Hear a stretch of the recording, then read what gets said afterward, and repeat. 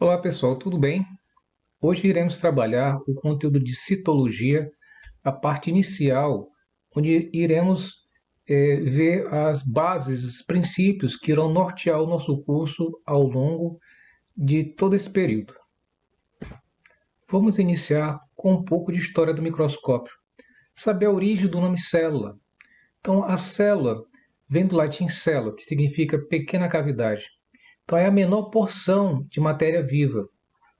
Então, a célula ela realiza a principal função, que é de manter o organismo vivo. Então, o conjunto de várias células em um organismo multicelular, elas têm a função de realizar as funções básicas que compreendem a vida por si só. Então, a célula se classifica quanto ao número. Elas podem ser em um organismo unicelular formado por uma única célula, no caso das bactérias protozoárias, por exemplo, e em seres pluricelulares são formados por duas ou mais células, como por exemplo os seres humanos, que apresentam de trilhões de células. Aí nós temos as aves, os peixes, samambaias, etc. Importante nós termos uma noção de onde parte o princípio de que a célula é a unidade fundamental de todos os seres vivos. Então nós temos aí esse princípio sendo reformulado a partir de Matthias Scheiden e Theodor Schwann em 1838, que eles estabeleceram o que ficou conhecido como a teoria celular, onde todo ser vivo é formado por células. A teoria celular, no entanto, foi mais tarde derrubada, pois os vírus, por muitos cientistas, eles são considerados seres vivos, porém não são formados por células. Existem algumas técnicas de preparação para se observar uma célula. Essas técnicas consistem em coloração, esfregaço e cortes finos. A coloração, nesse processo, usa-se corantes específicos a fim de se observar algumas estruturas celulares. O esfregaço, o material a ser analisado, é esfregado sobre uma tênue lâmina de vidro, que nós chamamos, por exemplo, de esfregaço em célula sanguínea. E os cortes finos, onde se utiliza um aparelho denominado micrótomo, a fim de que se faça cortes bem finos do material a ser analisado. O microscópio óptico é um instrumento muito utilizado para fazer observação em células. E nesse microscópio, as unidades de medida utilizadas em termos de tamanho são chamados de micrômetro, que corresponde ao milésimo de milímetro, nanômetro, que corresponde ao milionésimo de milímetro, e o angstrom, que corresponde a um décimo do milionésimo de milímetro. Então são unidades muito pequenas.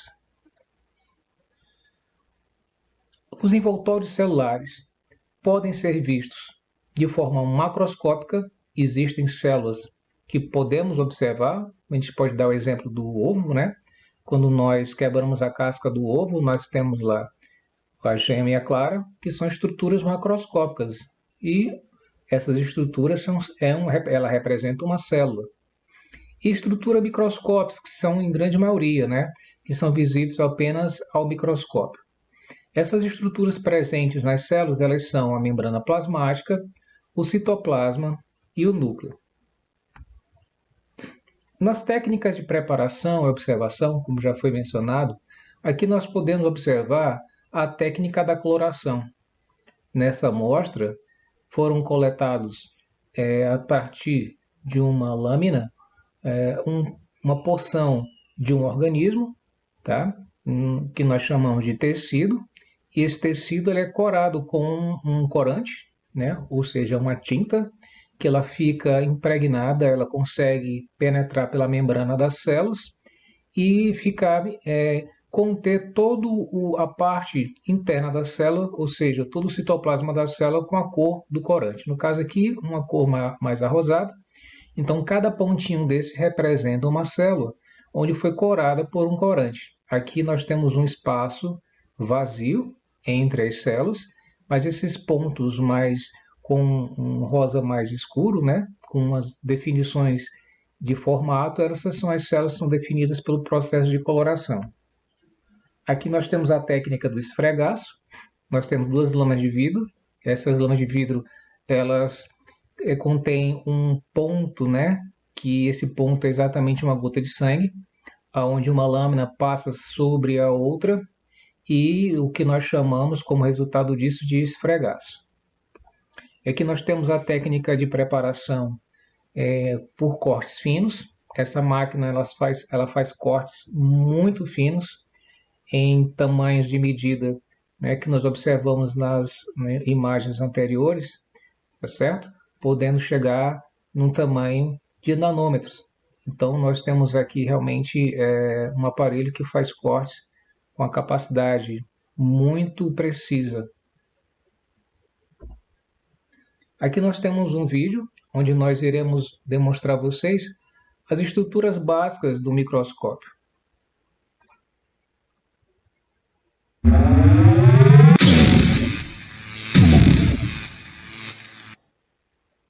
E aí galera, meu nome é Natrício Almeida, biomédico, e eu não acreditava em um mundo microscópico. Hoje vamos falar de um assunto muito importante e que provavelmente é de interesse de todos que trabalham ou pretendem trabalhar em algum laboratório. Vamos falar sobre o microscópio óptico. Provavelmente ele é um dos utensílios de laboratório mais conhecido, junto com o becker, tubos de ensaio e a escova de lavar vidrarias, e está presente em vários laboratórios, justificando assim a importância de se saber usar esse equipamento. Então, se você é daqueles céticos que só acreditam nas coisas vendo, ou é daqueles que tira fotos com o microscópio desligado fingindo que está usando, continue assistindo a esse vídeo porque ele foi feito para você, ou para qualquer um que esteja interessado no assunto.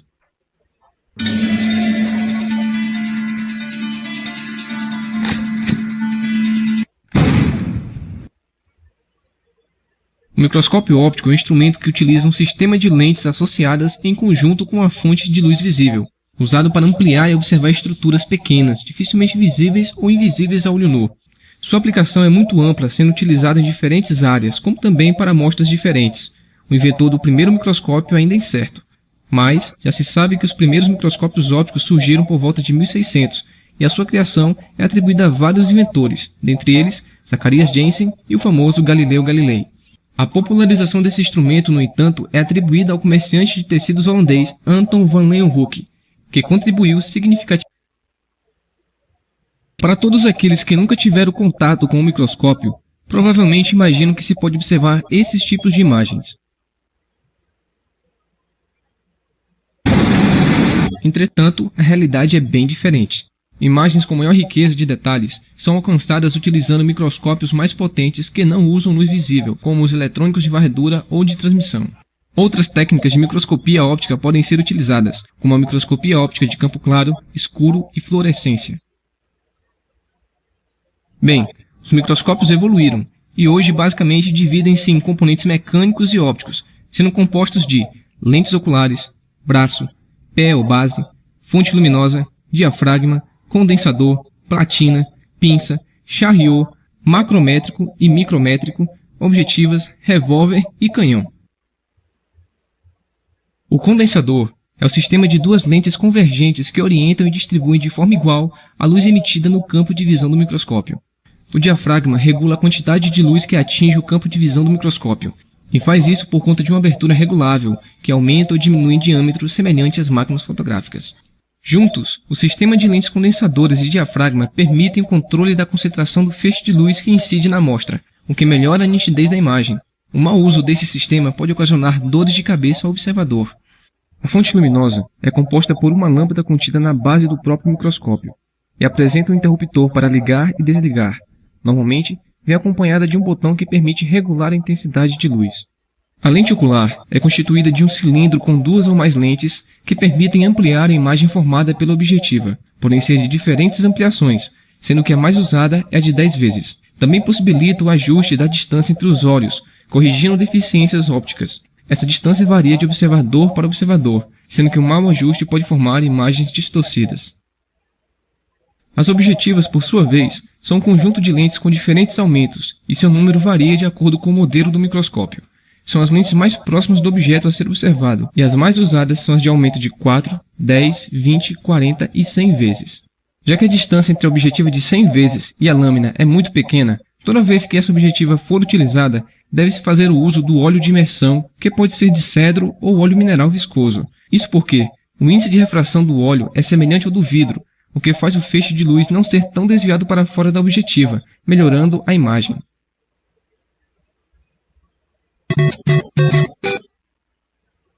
Você sabia que a imagem vista não está ampliada apenas o valor do alcance da objetiva? Isso porque, na verdade, o tamanho é calculado multiplicando o alcance da objetiva com o alcance da lente ocular. Por exemplo, uma objetiva de 40 aumenta a amostra em 40 vezes o tamanho real. Porém, antes de chegar aos seus olhos, esse tamanho é multiplicado pelo aumento da ocular, que pode variar de acordo com o modelo ou fabricante, mas normalmente é 10. Então, 40 vezes 10 e temos uma imagem que é 400 vezes o tamanho da estrutura observada. O pé, ou base, serve de apoio a todos os componentes no microscópio. O braço está fixado à base e serve de estruturação para as lentes e a platina. Também é usado para o transporte do microscópio, pois não é recomendado movê-lo segurando nos componentes do sistema óptico, pois isso danifica o aparelho. O tubo, ou canhão, serve de suporte para as lentes oculares. Já o revólver é um suporte giratório que tem como função o encaixe das lentes objetivas, para que essas possam ser alternadas durante a análise.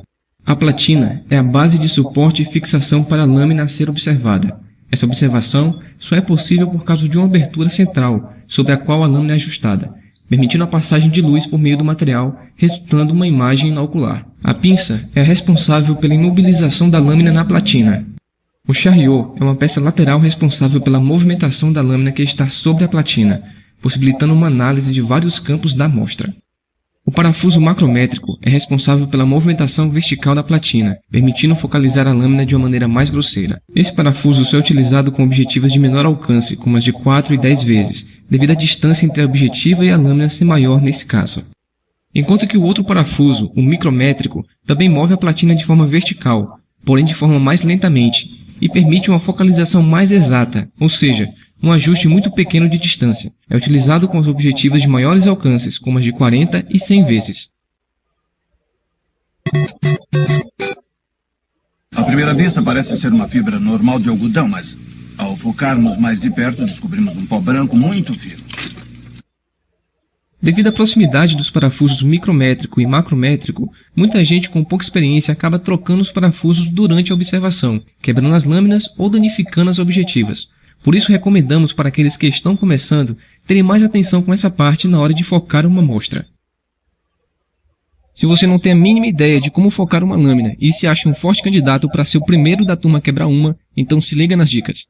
Inicialmente, desça a platina utilizando o parafuso macrométrico até o fim. Coloque e prenda a lâmina com a amostra sobre a platina com auxílio da pinça.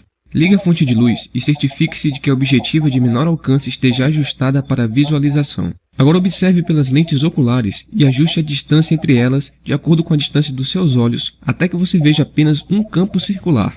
Depois, suba a platina usando o parafuso macrométrico lentamente até que a imagem no microscópio esteja focalizada. Caso essa objetiva não seja suficiente para o seu propósito, é só posicionar a região de interesse no centro da imagem observada e girar o revólver para a próxima lente de maior aumento da sequência. Recomenda-se não tentar focar mudando de uma objetiva para outra de alcance maior que não esteja na sequência, pois aumenta o risco de quebra de lâminas como visto anteriormente. Se for usar a objetiva de 100 vezes, sempre utilize o óleo de imersão. E sempre que terminar de usá-la, limpe com muito cuidado o óleo usando uma gaze. No final da análise, não retire a lâmina usando objetiva de grande aumento. Volte para uma menor antes de fazer isso. E nunca esqueça de desligar a fonte de energia e cobrir o microscópio. Muito bem, galera. Esse foi o nosso primeiro tutorial e esperamos que tenham gostado. É isso, gente. A observação através do microscópio ela tem uma certa complexidade, né? Porém, ela, com a prática, você começa a observar que não é tão complicado assim, tá? Interessante observar que na explicação do vídeo, uma estrutura como a gente está vendo aqui nesse slide, não é possível ser visualizado no microscópio óptico, por exemplo, né? Então, por isso que os desenhos eles servem de modelos esquemáticos para que a gente possa ter uma compreensão melhor, ok? Então, aqui é uma célula animal, né, que apresenta as estruturas básicas elementares de uma célula, que é a membrana plasmática. Aqui nós temos o interior da célula, né, a célula está aberta, nós temos aqui o citoplasma, que é a parte mais gel, né, parte mais líquida, vamos dizer assim, e onde estão contidos os orgânulos, né? Que são as estruturas internas que vão dar à célula a sua vitalidade, né? Através dos processos metabólicos. E mais internamente a célula nós temos um núcleo, ok? Nessa imagem nós temos a célula procariótica à esquerda e uma célula eucariótica à direita, apresentando algumas características que a gente vai ver na sequência dos slides, tá? Então nós temos aqui uma célula procarionte, né, de organismos procariontes, uma célula procariótica de organismos procariontes, que apresentam suas características próprias, né? Essas células, elas não apresentam organização nuclear, ou seja, ela não tem um núcleo definido, né? A ausência de núcleo, a presença de pequenas moléculas de DNA circulares livres no citoplasma, a ausência de organelas membranosas, presença de ribossomos menores e menos complexos do que as células eucariontes, a ausência de citoesqueleto. E como exemplo nós temos as bactérias, né? Já as células eucariontes, nós temos a presença de um núcleo verdadeiro, um núcleo organizado, né? Por que esse núcleo é organizado? Pois ela apresenta uma membrana nuclear, muito similar à membrana plasmática. Tá, ok? Apresenta organelas membranosas, né? A presença de ribossomos maiores e mais complexos, e a presença de um citoesqueleto. Aqui nós temos como exemplo a célula animal, uma célula vegetal. Então aqui nós temos o exemplo, né, de uma célula eucarionte e de uma célula procarionte. Então a membrana plasmática, por assim dizer, ela é uma membrana simples. Podemos definir a membrana plasmática como um envoltório celular. Apresenta funções específicas, né, como de proteção e revestimento da célula, né? Ele delimita o meio de dentro e o meio de fora, ou seja, o meio intracelular e o meio extracelular. E tem uma capacidade de selecionar substâncias que entram e saem da célula. Isso dá à célula o que nós chamamos de membrana semipermeável ou membrana seletiva. Aqui nós temos um exemplo de um mosaico fluido. O mosaico ele nada mais é que um conjunto de peças que montadas ao lado uma da outra dá um formato, né, específico. Aqui o mosaico é formado de substâncias que nós chamamos de fosfolipídios. Estou apontando aqui com o cursor, que são essas partículazinhas, né, essas cabecinhas avermelhadas, ok? Colocadas uma ao lado da outra, tanto voltadas para o meio extracelular, quanto voltadas essas cabeças, né, esses círculos arredondados vermelhados, voltados para o citoplasma. Então aqui nós temos uma representação de uma membrana, que é formada por duas camadas, então o bicapa, ou bicamada de lipídios, ou de fosfolipídios, voltados para o meio extracelular e para o meio intracelular, ok?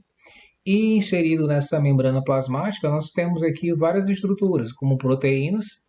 Essa é uma proteína de canal, ou uma proteína de transporte, essa proteína que vai permitir a passagem de substâncias do meio externo entrando na célula, no citoplasma, ou saindo do citoplasma, do meio interno, e indo para o meio extracelular. Aqui nós temos mais uma vez o modelo, né, do mosaico fluido. Essa molécula estrutural é a membrana plasmática, formada de várias estruturas de fosfolipídios, que nós vamos ver uma estruturação mais específica nas aulas seguintes, e várias proteínas, essas proteínas que vão permitir, né, a entrada e saída de substâncias. Vocês observem que é um canal, o canal proteico, ele permite que substâncias, né, como se fosse um tubo, né, que permite a entrada e saída de substâncias de um meio externo ao meio interno da célula. Dentro da constituição da membrana plasmática, nós temos o que nós chamamos de glicocálice, que é uma camada de carboidratos, né, açúcares, né, ligados a proteínas, que nós chamamos de glicoproteínas ou lipídios, ou que nós chamamos de glicolipídios. Então, esses carboidratos eles podem estar ligados a proteínas, que são os glicoproteínas, ou ligados a lipídios, que são os glicolipídios. O glicocálice também pode ser classificado, né, em rígido e flexível. O glicocálix rígido é também conhecido como membrana celulósica. que aparece nas células vegetais, né? A parede celular possui poros por onde circulam os plasmodesmos, né? Que eles permitem a passagem de substância, que também nós vamos visualizar mais na frente. Essas estruturas possibilitam o deslocamento de substância entre as células vizinhas, né? As células adjacentes. Então, nós também temos o glicocálice flexível, que está presente nas células animais e desempenha diversas funções. A parede celular, por si só, ela é um envoltório extracelular, presente em todos os vegetais e algumas bactérias, fungos e protozoários. A composição da parede celular varia de acordo com o tipo de organismo, né? De acordo com o habitat e com os processos evolutivos e adaptativos do organismo. Então, essa estrutura ela é rígida, né? E não possibilita a alteração da forma da célula. Então, ela apresenta um caráter que nós chamamos de caráter semi-rígido, ou seja, ela não possibilita que a morfologia, a forma da célula se altere. Então, nós temos aqui dois exemplos, né, de células, uma célula animal, à esquerda, e à direita uma célula vegetal. Nós temos aqui essas células, elas apresentam um núcleo. Esse núcleo é organizado, então nós chamamos essas células de células eucarióticas, tá? São seres eucariontes, né? Como nós vimos no slide anterior, aqui nós temos uma organização nuclear. Essa organização nuclear se dá por apresentar uma membrana chamada carioteca, tá? Que nas células eucarióticas não apresenta. Então, nós temos um nucleolo internamente, onde nós contemos aí ácidos nucleicos, retículos, citoesqueleto, né? Membranas, mitocôndrias, citoplasma. Então, existe uma complexidade de semelhanças e diferenças entre essas duas células, animal e vegetal, que nós vamos ver a seguir. Nesse slide nós vamos apresentar exatamente isso. As diferenças, né, entre uma célula animal e uma célula vegetal. A célula animal ela apresenta algumas estruturas que coincidem com a célula vegetal e vice-versa, da mesma forma que a célula vegetal ela apresenta características específicas, como por exemplo parede celular, né? Você vê que não tem na célula animal.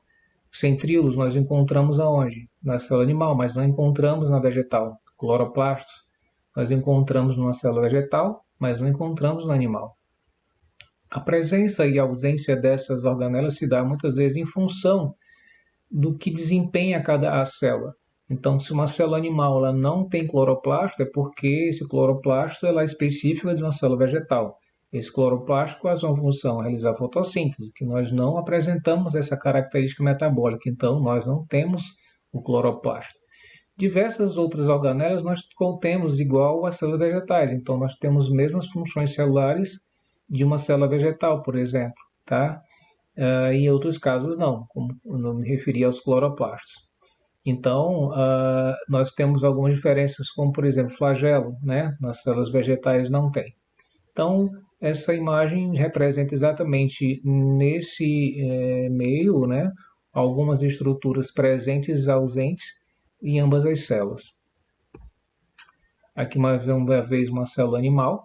Aqui nós temos na parte mais externa, né, uma membrana externa, um envoltório que nós chamamos, que é a membrana plasmática. Observe que ela é bem fina, né? Dá para observar que existe uma certa flexibilidade. Ela é como se fosse um gel, né? Ela é bem maleável. E nós temos internamente a ela o citoplasma, como se fosse uma parte mais líquida, né?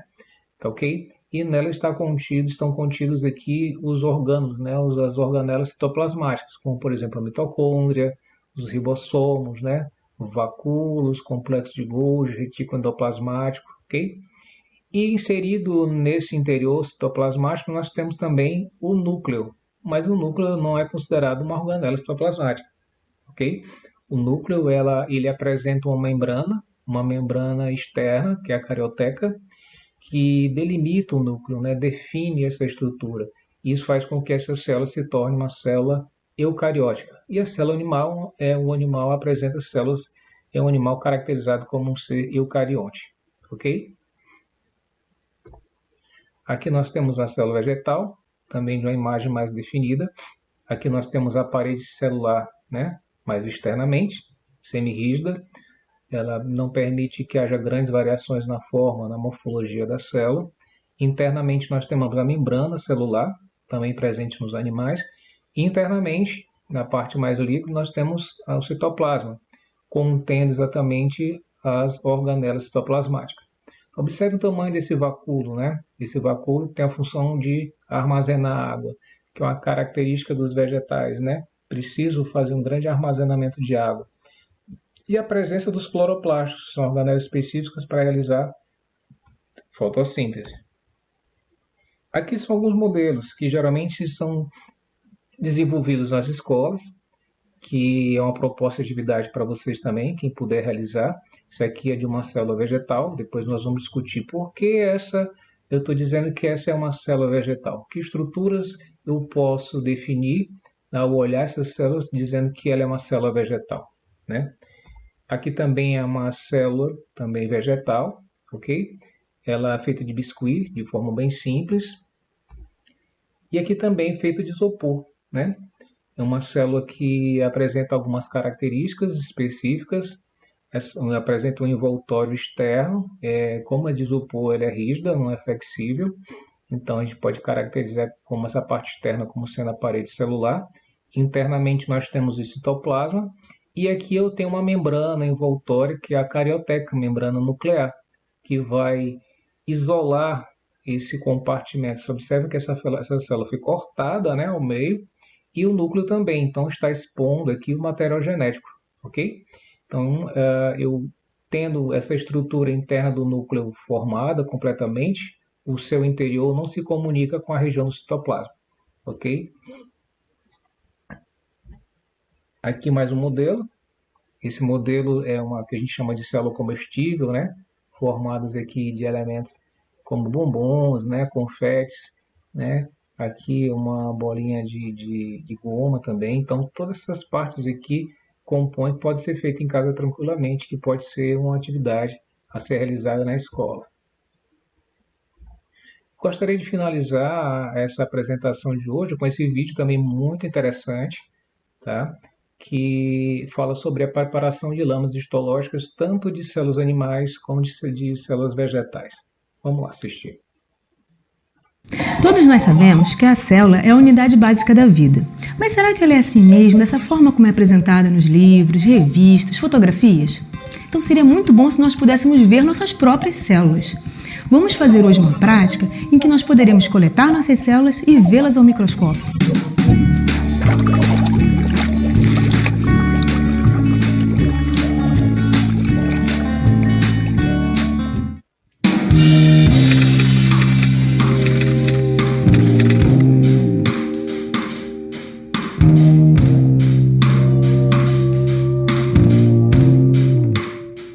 Utilizaremos nessa prática um material para fazer a coleta das células. Pode ser um simples palito de dente, um abaixador de língua, um suado, mas o palito de dente já vai dar esse resultado para a gente. Bem, lâmina e lamínula, papel filtro e um corante. O corante serve para marcar estruturas que vão facilitar a visualização ao microscópio. Vamos então agora começar a coleta de material.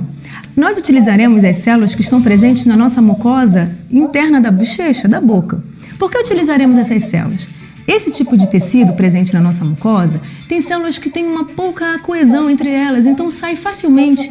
A coleta é feita da seguinte forma: pegamos o palito e fazemos uma raspagem interna da bochecha. Vou fazer aqui rapidinho para vocês verem. Pronto, só isso já é suficiente. Agora nós pegamos a lâmina de vidro e colocamos esse material sobre ela. Parece que não tem nada, mas aqui tem muita coisa. Sabemos que as células são constituídas de membranas, então vamos utilizar esse corante para que elas fiquem bem evidentes. 2 gotinhas já são suficientes para que a gente faça essa coloração. Deixamos um tempinho aqui para que o corante fique bem impregnado nessas membranas celulares e aí vamos colocar a lamínula em cima. Agora nós vamos utilizar a lamínula e para colocar essa lamínula sobre a lâmina existe uma técnica correta, que é aproximá-la a 45 graus, deixar o corante se dispersar ao longo de toda a lamínula e soltar. Pronto.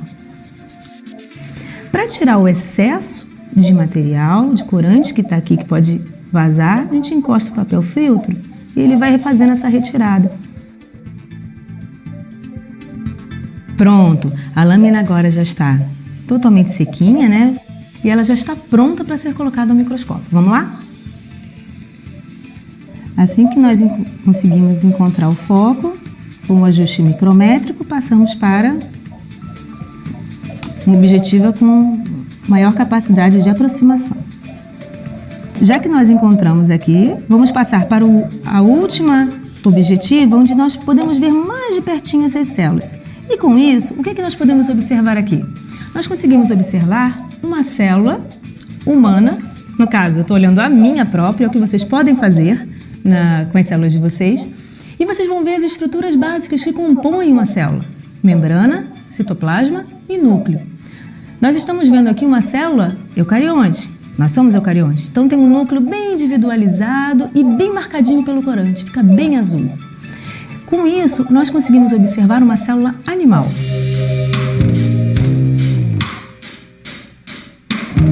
Bom, então agora nós vamos fazer uma prática semelhante, mas para que a gente veja as células vegetais. E que material nós podemos utilizar para ver as células vegetais? Uma cebola. Aqui, entre os anéis da cebola, existe uma fina pele chamada catáfilo. Esse catáfilo vai servir como material de base para que nós possamos fazer a coloração das células.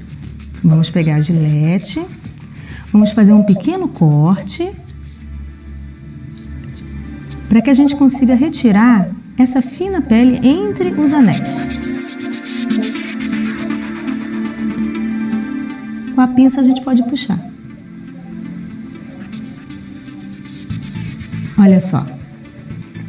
Então esse é um epitélio presente na cebola e que nós vamos utilizar para observação da célula vegetal. Vamos colocar do mesmo jeitinho sobre a lâmina.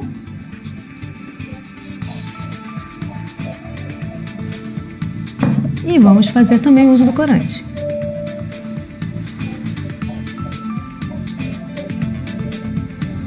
A gente pode deixar um tempinho. Quando nós colocarmos a lamínula, vai espalhar esse material. Vamos colocar a 45 graus e pronto. E agora essa lâmina está pronta para a gente olhar no microscópio.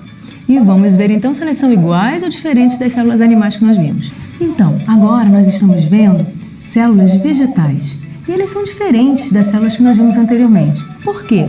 A célula vegetal também tem membrana, citoplasma e núcleo, mas ela tem uma estrutura a mais. Ela tem uma estrutura que forma uma colmeia, que é a chamada parede celular. A parede celular dá estrutura à célula vegetal. E a gente já viu mesmo que quando nós tiramos aquele material ali da cebola, ele veio como um tecido mesmo, porque as células têm uma coesão maior entre elas.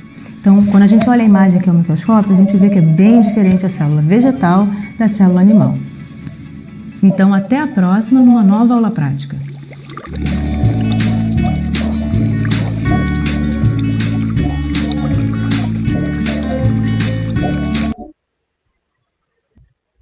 Pessoal, então vamos ficando por aqui e até o próximo encontro. Um grande abraço a todos.